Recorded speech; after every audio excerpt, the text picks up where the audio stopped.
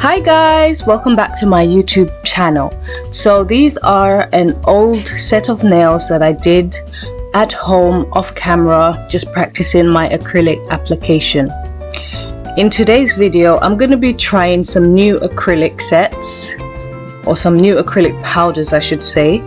And this is from Nailmate, which is from Glitter Planet. And I am trying Toasted Rose and Perfect Pink. The owner of these has a YouTube channel, and I'm also trying Wall Bio by Crown N&B. Again, I've never tried these acrylic powders before. I bought Naked, Bloom, and Funhouse, and I saw a pink set of acrylics on somebody's hands, and I wanted to recreate it at home and see how it would turn out. So at the end, I'll give you my final thoughts. But it's a nice fun process to watch. You can watch me learn and train. I am self-taught when it comes to nails, but I have taken a few online courses. Plus, I've bought myself an academic learning book. So these are some extra little goodies that I bought from the website. So cuticle oil, acrylic brush in number 10 from Glitter Planet, and then the Wall Bio acrylic nail brush in a size 8. I like both brushes. I would buy brushes from those companies again. So this is just some monomer, and I'm gonna go ahead and get started. I don't need to talk the whole way through because you can see what I'm doing. But if you have any questions, leave them down below. I may chime back in at the end of the video. But to begin, I'm just doing a swatch test for each acrylic powder. So sit back, relax, and please enjoy.